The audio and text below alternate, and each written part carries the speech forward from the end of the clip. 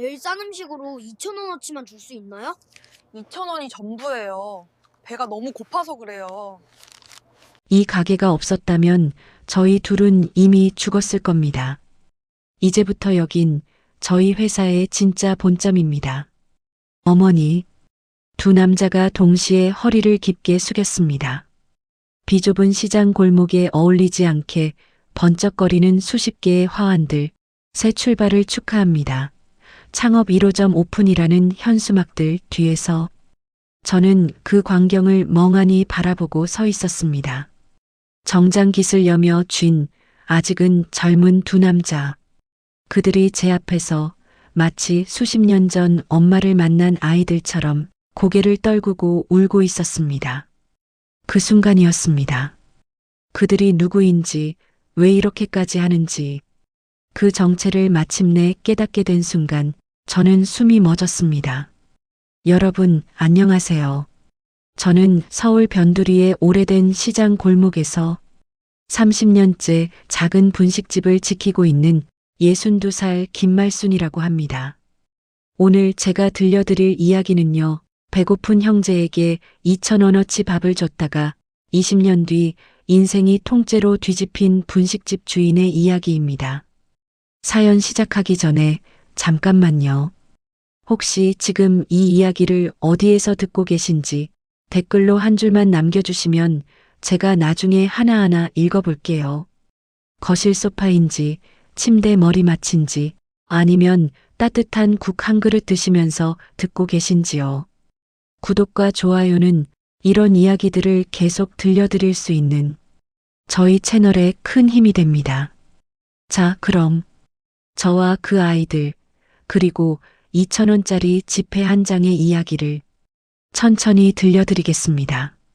저는 서울 구시장 입구에서 말순이 분식이라는 작은 가게를 하고 있습니다. 나이는 62살, 처음 이 가게 문을 연 건 32이었으니까 참 오래도 버텼지요. 아침 9시 시장 아저씨들이 야채 박스를 내려놓고 생선 가게에서 얼음이 부서지는 소리가 들려오면 저도 철제 셔터를 올립니다. 쓱, 쾅. 셔터가 올라가는 소리가 아직도 제 눈을 깨웁니다.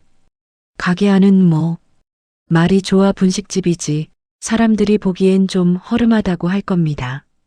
기름이 수없이 튀어 얼룩진 메뉴판, 종일 불빛을 쬐어 색이 바랜 김통, 한쪽 다리가 살짝 짧아 앉을 때마다 덜컹거리는 의자.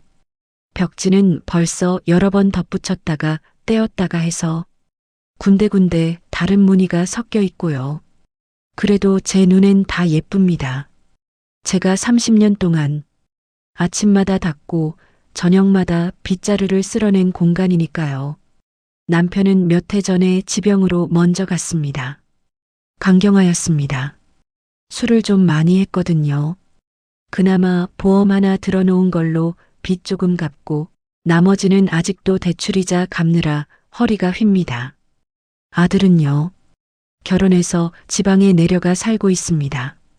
먹고 살기 빠듯해서 엄마 가게에 도와주러 오기는커녕 설추석에도 얼굴 보기 힘들어요. 그래도 가끔 엄마 몸은 괜찮아? 하고 문자 한 줄을 보내오면 그날 하루 장사가 안 돼도 그냥 버텨지더군요. 요즘은 더 힘듭니다. 제 가게 바로 옆 예전에 낡은 비디오 가게가 있던 자리에 프랜차이즈 분식집이 들어왔거든요. 간판은 반짝반짝, 인테리어는 카페처럼 예쁘고 직원들은 단정한 모자에 유니폼까지 맞춰 입었습니다.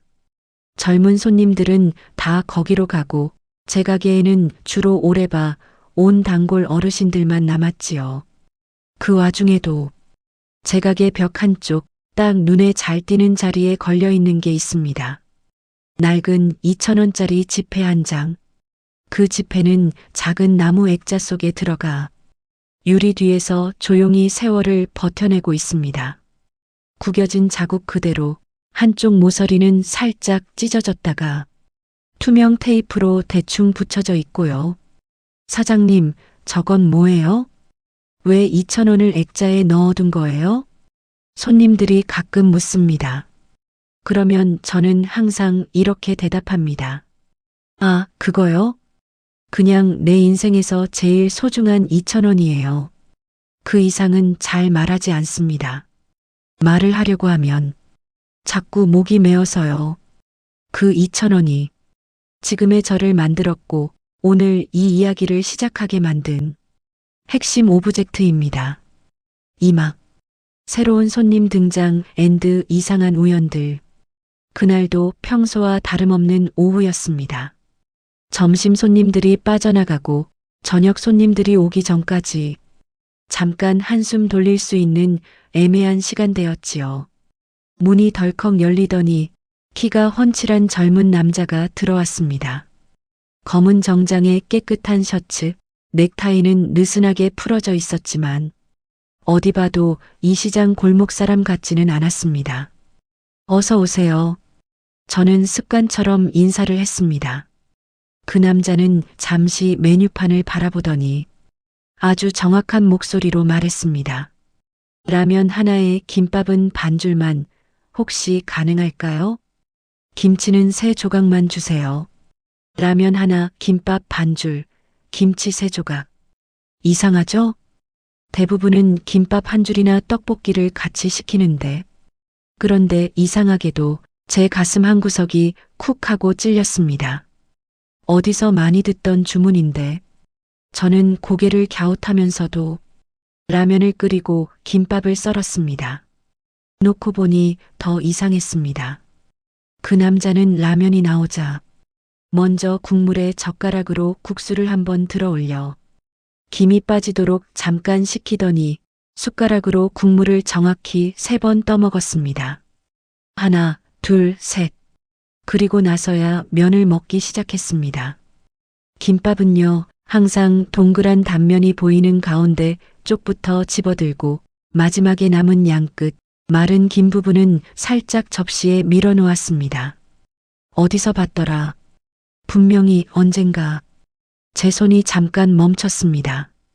그날 이후로 그 남자는 이상하게 자주 가게에 나타났습니다. 점심 피크타임이 끝난 2시 반 혹은 저녁 손님이 몰리기 전인 5시 무렵 언제나 바쁠 때를 피해 어정쩡한 시간에 와서는 늘 같은 자리에 같은 주문을 했습니다. 라면 하나, 김밥 반줄, 김치 3조각이요. 먹는 습관도 변하지 않았습니다. 국물 3숟가락, 김밥 끝은 남겨두고 라면 면발은 다 먹고 나서야 밥을 반 공기 말아 먹는 스타일. 한두 번이면 그냥 그러려니 했겠지요. 그런데 그 남자가 가게에 올 때마다 제 머릿속에는 자꾸 20해 전 겨울에 어떤 장면이 떠올랐습니다. 사장님, 요즘 장사는 어떠세요? 그 남자는 남자치고는 참 말이 따뜻했습니다. 뭐, 그렇죠. 옆집이 다 손님 가져가니까.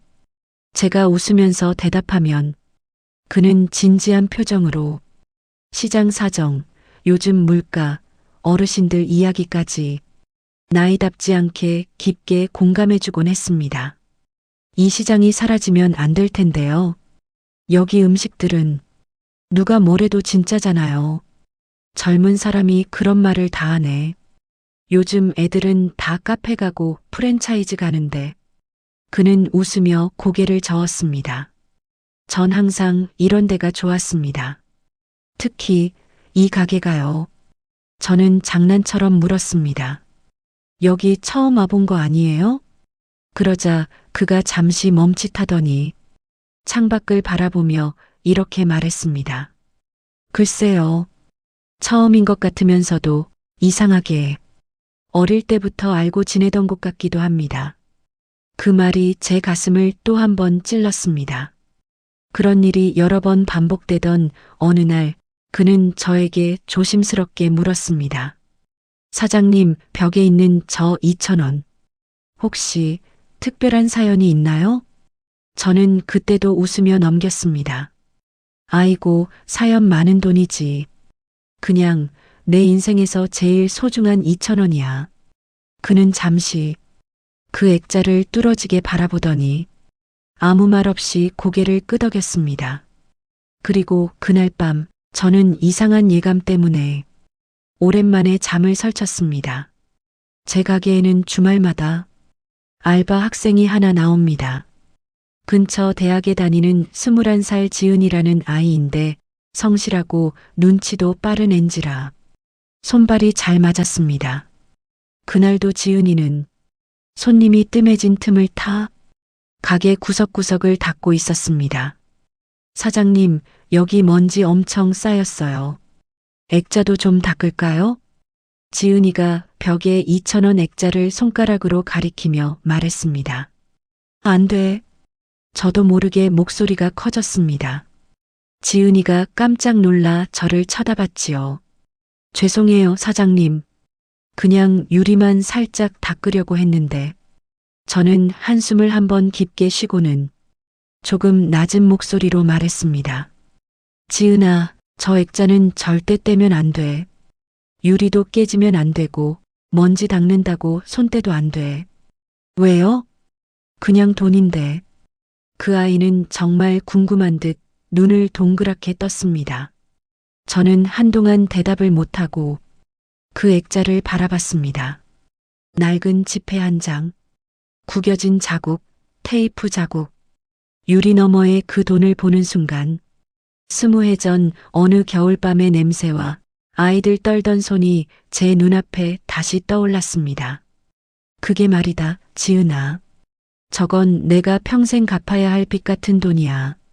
그래서 누구도 건드리면 안 돼. 빚이요? 누가 사장님한테 빌려준 거예요? 아니, 내가 빌린 거지. 근데 아직 돌려주질 못했어. 지은이는 더 묻지 않았습니다.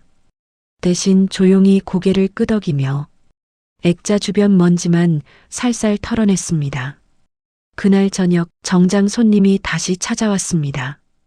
이번에는 혼자가 아니었습니다. 그의 옆에는 그보다 조금 어려 보이는 남자가 서 있었습니다. 조금 야윈 얼굴, 큰 눈, 웃을 때 눈꼬리가 아래로 살짝 내려가는 모습이 이상하게도 제 기억 속에 어떤 아이와 겹쳐 보였습니다. 사장님 동생입니다. 시장 근처에 일이 있어서 같이 왔어요. 아이고, 잘 왔네. 둘이 뭐 먹을래? 형이 먼저 대답했습니다.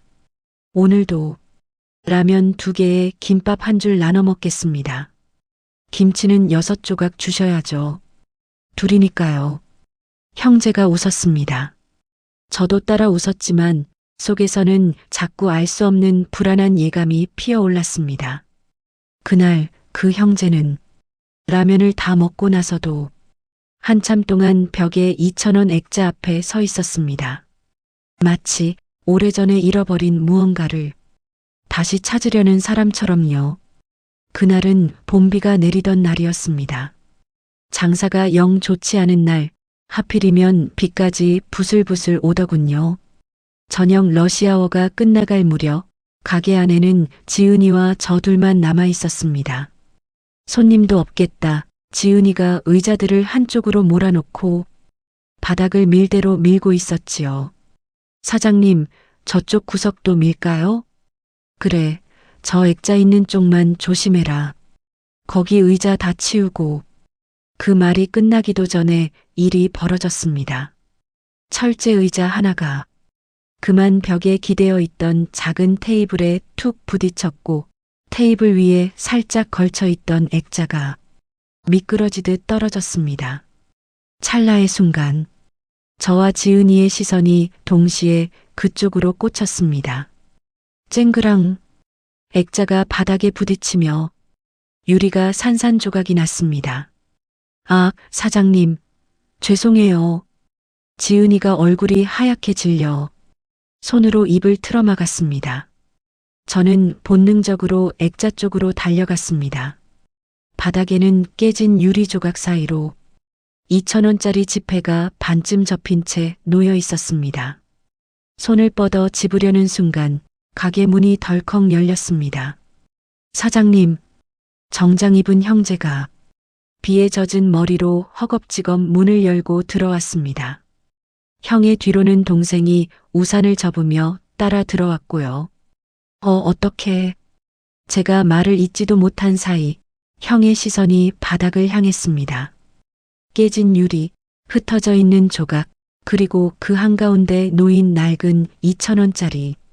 그는 눈이 커다래지더니 순간적으로 달려와 무릎을 꿇고 그 지폐를 조심스럽게 집어들었습니다. 손등에 유리 조각이 스치며 얇게 피가 배어나왔지만 그는 아픈 기색도 없이 두 손으로 2,000원을 감싸 쥐었습니다. 그 손이 분명히 떨리고 있었습니다. 형? 동생이 다가와 형의 어깨를 잡았습니다. 형, 이거 설마 그때 동생의 말은 끝까지 이어지지 못했습니다. 형이 동생의 입을 손으로 막았거든요. 저와 지은이는 말도 못하고 그 모습을 지켜보고 있었습니다. 저 죄송해요. 제가 그만. 지은이가 울먹이며 말했습니다. 제가 의자를 잘못 건드려서 사장님이 건드리면 안 된다고 하셨는데 형은 천천히 고개를 들었습니다. 그 눈빛은 어디 멀리 20해 전 겨울 어딘가를 보고 있는 것 같았습니다. 사장님. 그가 제 이름을 처음으로 사장님이라고 부르지 않고 조용히 이렇게 불렀습니다. 어머니.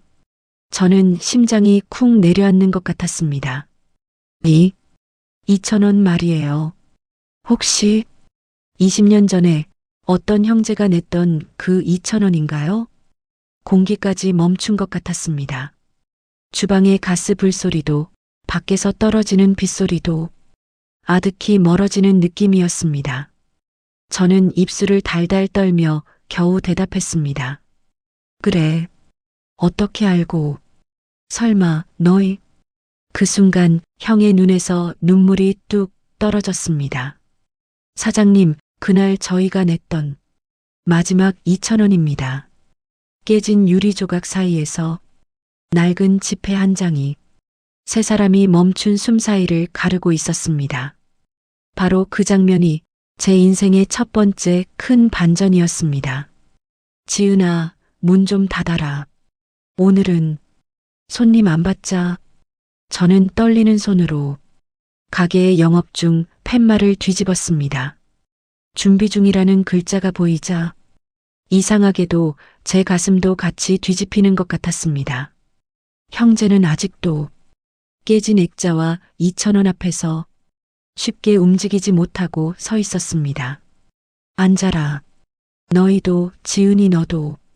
저는 손님용 의자를 돌려 셋이 마주보게 앉혔습니다. 그래. 맞다. 이 2,000원은 20년 전 어느 겨울밤에 어떤 형제가 내놓았던 마지막 돈이다. 저는 깊게 숨을 들이마시고 천천히 그날의 이야기를 꺼냈습니다. 20해 전 겨울이었습니다. 그의 겨울은 유난히도 매서웠습니다. 시장 골목 끝에는 하얀 입김이 하루 종일 떠다녔고 밤이 되면 노점상 천막마다 얼음이 살얼음처럼 맺히던 때였습니다. 그날은 장사가 정말 안 됐습니다. 점심때 팔지 못한 떡볶이와 튀김이 저녁까지 남아 있었고 국물은 몇 번이나 다시 데워야 했습니다. 밤 9시를 넘기자 시장 사람들도 거의 집으로 돌아갔고 골목에는 가로등 불빛 아래 신문지 한 장이 바람에 실려다니고 있었습니다. 오늘은 이걸로 끝이구나. 불을 끄려고 일어나던 그때 문이 조심스럽게 열렸습니다. 삐걱. 문틈으로 찬바람과 함께 두 명의 아이가 들어왔습니다. 한 아이는 키가 컸고 다른 아이는 그 뒤에 반쯤 숨듯 서 있었습니다. 둘 다 얇은 점퍼에 바지가 무릎이 해져 있었고 손목과 발목이 훤히 드러나 있었습니다. 뭐 줄까? 저는 습관적으로 물었습니다.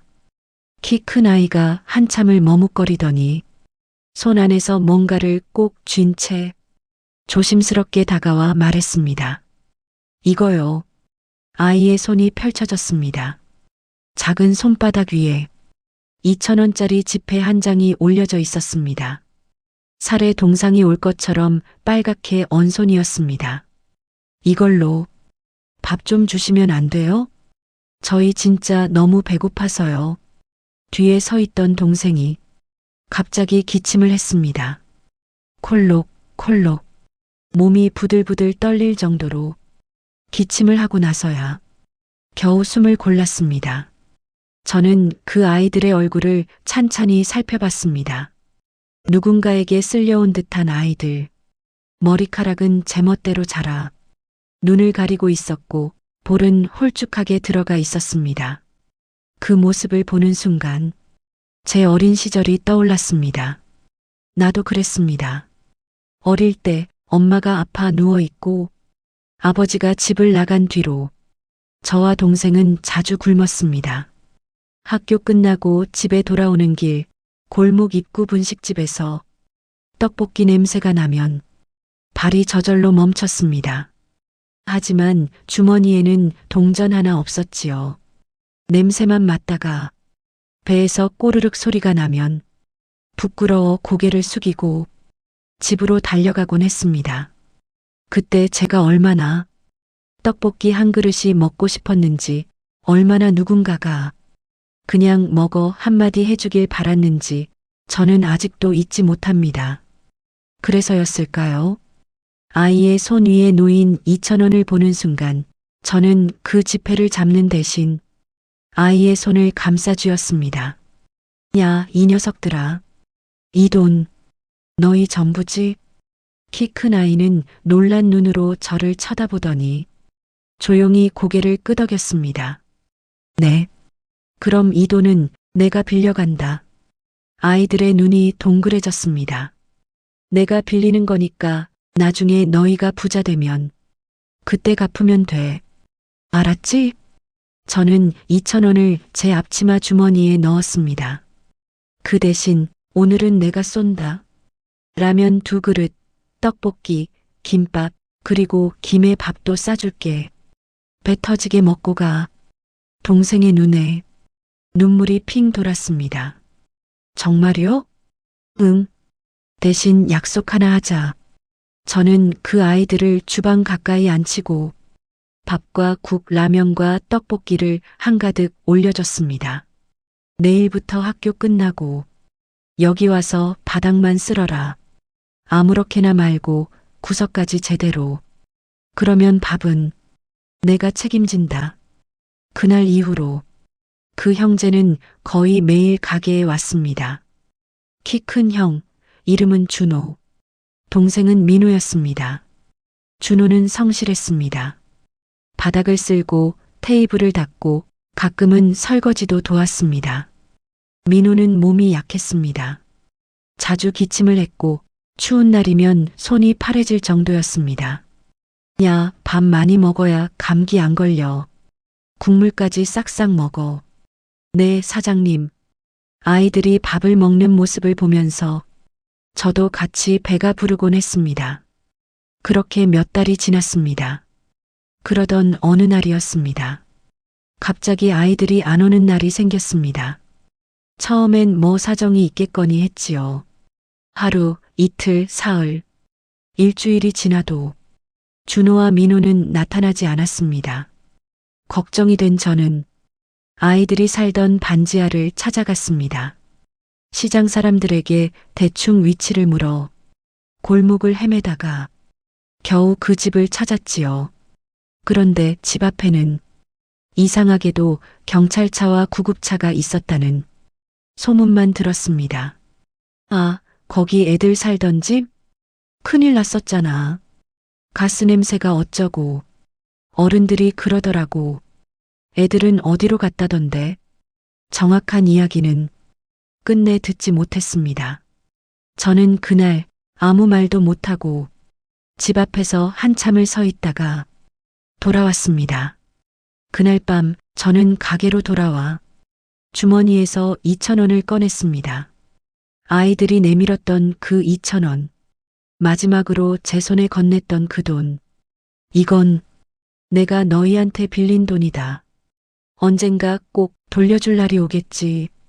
저는 그 돈을 작은 액자에 넣어 벽에 걸어두었습니다. 그리고 스스로에게 이렇게 약속했습니다. 언젠가 너희 둘이 이 가게 문을 열고 들어오면 이 2,000원을 돌려주고 그때까지 못 먹인 밥까지 다 먹여보내자. 하지만 그 아이들은 끝내 나타나지 않았습니다. 세월은 흘렀고 이제 그 2,000원은 돌려줄 수 없는 빚이 되어 제 가게 벽에 걸려 저를 매일매일 바라보고 있었습니다. 저는 말을 마치고 조용히 물었습니다. 그래서 묻자 너희는 누구냐? 조용한 정적이 흘렀습니다. 빗소리만이 유리창을 두드리고 있었습니다. 형이, 그러니까 정장 차림의 그 남자가 천천히 입을 열었습니다. 사장님, 그날 이후로 저희 다시는 이 가게에 올 수 없었습니다. 그의 목소리는 낮았지만 한 단어 한 단어가 제 가슴을 깊게 파고들었습니다. 그날 밤 저희가 살던 반지하 집에서 가스 사고가 났습니다. 어머니가 많이 다치셨고 동생 민호가 옆에서 말을 이었습니다. 저는 그때 한동안 병원에 있었어요. 숨을 잘 못 쉬어서. 그리고 그 다음엔 보호시설로 가게 됐습니다. 그 과정에서 저희가 늘 가던 이 가게 주소나 사장님 연락처 같은 건 아무도 신경 쓰지 않았어요. 형은 잠시 눈을 감았습니다. 근데 전 잊을 수가 없었습니다. 이 가게 냄새, 주방 쪽에 기울어진 주전자, 밤 남기면 복 달아난다고 쓰인 종이. 그리고 그는 고개를 들어 천천히 벽을 가리켰습니다. 저 자리, 예전에는 손글씨로 메뉴판이 붙어 있었습니다. 라면 1,500원, 떡볶이 2,000원, 순대 3,000원. 저는 숨을 삼켰습니다. 그 가격은 정말 20해 전 제가 써 붙여놓았던 그 가격이었습니다. 그리고 사장님은 늘 라면 위에 파를 조금만 올리셨죠. 애들 위에 파 많이 올리면 안 먹는다고 하시면서요. 민호가 웃으며 말했습니다. 그 웃음 속에는 눈물이 비치고 있었습니다. 맞다. 내가 그랬지. 제 목소리가 떨렸습니다. 사장님, 이거 혹시 기억나세요? 형은 지갑을 꺼냈습니다. 지갑 안에서 오래된 종이 쪼가리가 하나 나왔습니다. 작은 폴라로이드 사진. 사진 속에는 지금보다 훨씬 젊은 제가 주방 앞에서 앞치마를 두르고 서 있었고 제 양옆에는 마른 중학생쯤 되어 보이는 형과 체구가 작은 초등학생 남자아이가 수줍게 웃고 서 있었습니다. 이거 내가 찍어준 거 아니야? 저는 사진을 받아들고 손이 부들부들 떨렸습니다. 맞아요. 그날 장사가 너무 안 돼서 음식이 많이 남았다고 남은 필름으로 사진이나 찍자고 저희한테 포즈 취해보라고 하셨잖아요. 민호가 조용히 웃었습니다. 그리고 말씀하셨죠. 나중에 너희가 성공하면 이 사진 들고 다시 와라. 그때 가게 인테리어 새로 해달라. 고요. 그 말에 제 기억의 문이 드디어 활짝 열렸습니다. 그래, 맞다. 내가 왜 그 말을 잊고 있었지. 제 눈에서는 어느새 눈물이 흘러내리고 있었습니다. 근데 너희가 안 와서 난 그게 다 내 탓인 줄 알았어. 밥을 더 먹였어야 했나? 뭘 더 해줬어야 했나? 형은 고개를 세차게 저었습니다. 아니에요, 사장님. 그때 사장님이 아니었으면 저희 그 겨울을 못 넘겼을 겁니다. 그는 주위를 둘러보더니 벽 뒤로 손을 가져갔습니다. 지금은 페인트 칠을 새로 해서 안 보이는데 예전 간판 뒤쪽에 사장님이 직접 쓰신 상호명이 있었습니다. 그리고는 조심스럽게 벽을 손으로 짚으며 낡은 글씨를 따라 쓰듯 말했습니다. 말순이 즉석 분식. 맞죠? 그 단어가 제 귀에 들어오는 순간 더 이상 부정할 수 없는 진실이 되어 제 가슴에 꽂혔습니다. 저는 사진과 2,000원을 번갈아 보며 입술을 깨물었습니다.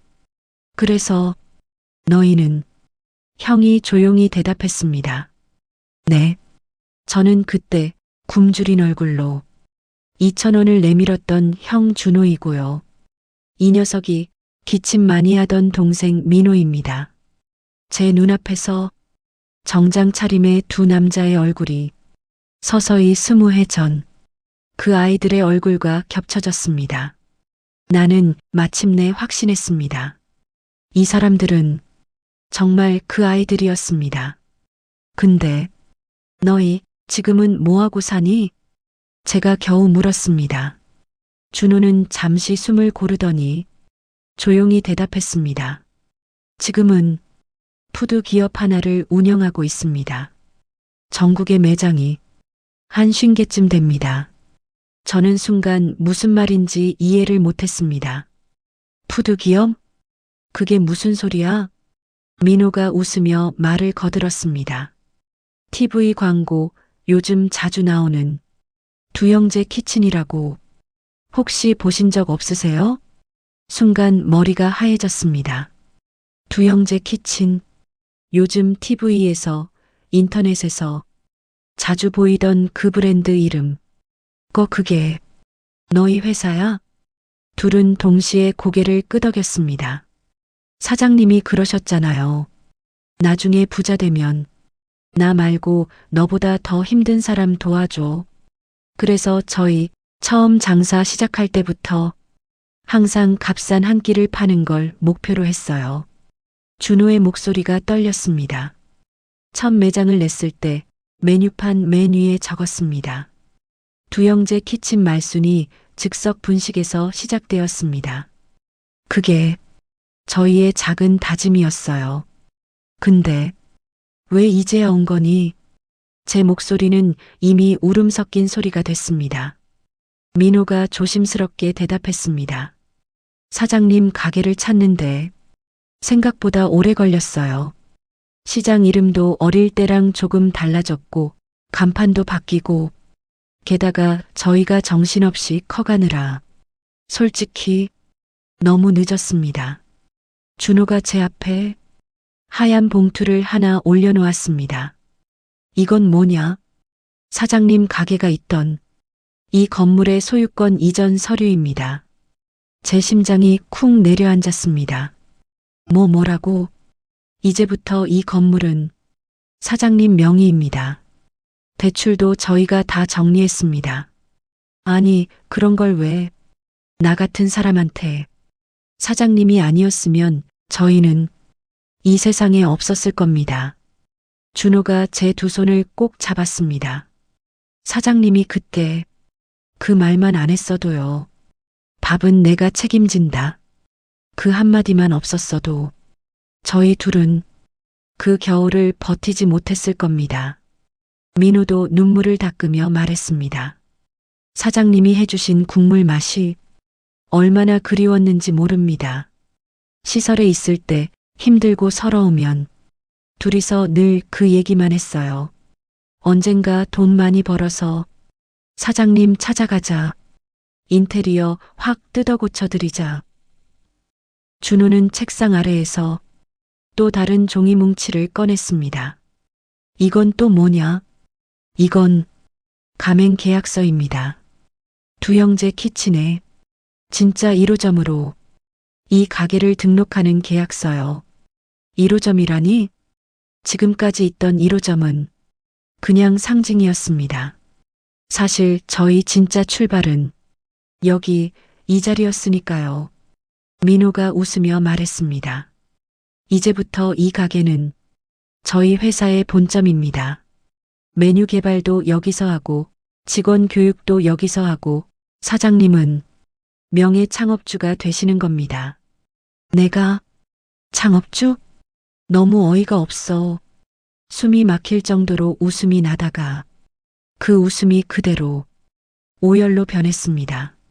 나는 2,000원어치 밥을 줬을 뿐인데 그냥 배고파 보이길래 목이 메어 말을 잇지 못하는 저를 보며 준호가 자리에서 일어났습니다. 그리고는 제 앞에서 허리를 깊게 숙였습니다.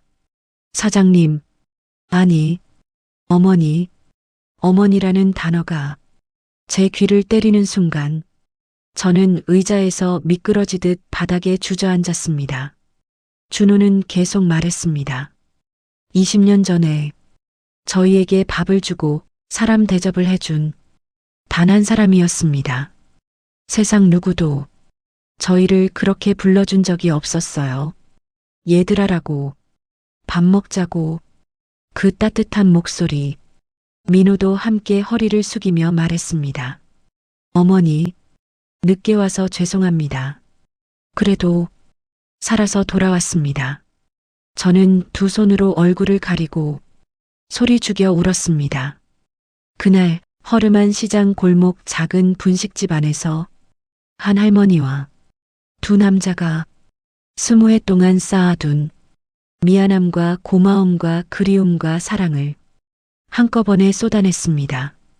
그리고 벽에 걸려있던 낡은 2,000원짜리 지폐는 더 이상 갚지 못한 빚이 아니라 우리가 함께 건너온 겨울과 봄의 증거가 되었습니다. 몇 달 뒤 시장 골목 풍경은 많이 달라져 있었습니다. 먼지 쌓인 간판 대신 새로 칠한 간판이 걸렸고 희미하던 형광등 대신 따뜻한 노란 불빛이 가게 안을 환하게 비추고 있었습니다. 말순이 분식 두 형제 키친 본점 간판에는 이렇게 적혀 있었습니다. 가게 안에는 예전처럼 철제 의자가 줄지어 서 있었지만 의자 하나하나가 닦여 반짝였고 벽지는 새로 바른 하얀색이었습니다. 그럼에도 절대 변하지 않은 것이 하나 있었습니다. 벽 한쪽 눈에 잘 띄는 자리에 걸려있는 2,000원짜리 액자. 이제는 깨끗한 새 유리 속에 낡은 지폐가 조용히 들어가 있습니다. 옆에는 작은 사진 한 장이 붙어 있습니다. 20년 전 어린 준호와 민호 그리고 젊은 제가 가게 앞에서 찍은 폴라로이드 사진, 그리고 바로 옆에는 지금의 저와 정장 차림의 두 형제가 어깨동무를 하고 서 있는 새 사진이 나란히 들어 있습니다. 액자 아래에는 작은 글씨로 이렇게 적혀 있습니다. 한 그릇의 밥이 두 사람의 인생을 살렸습니다. 그리고 두 사람의 인생이 한 사람의 노후를 지켰습니다. 오늘도 누군가의 2,000원이 되어 줍시다. 점심시간이 되면 이제 가게는 사람들로 가득 찹니다.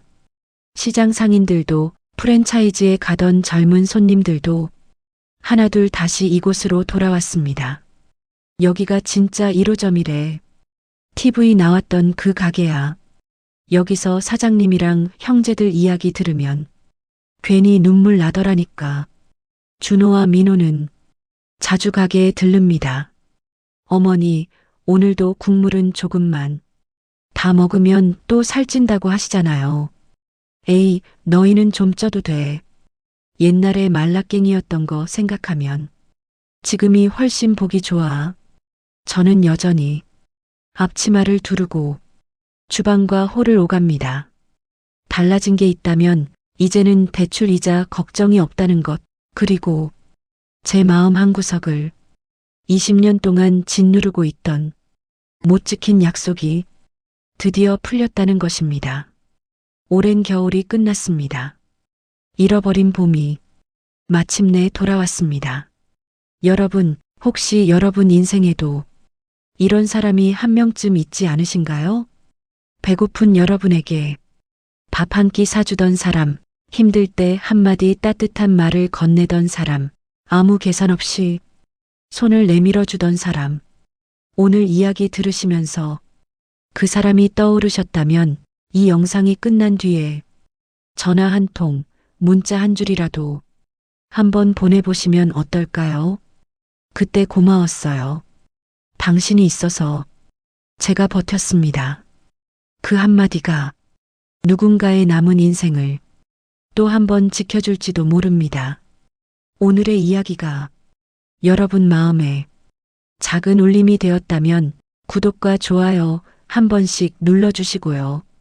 혹시 여러분이 기억하는 내 인생에 2,000원 같은 사연이 있으시다면 댓글로 살짝 나눠주세요. 저희가 또 그 이야기를 예쁘게 잘 다듬어서 다른 분들의 마음까지 따뜻하게 데워드리겠습니다.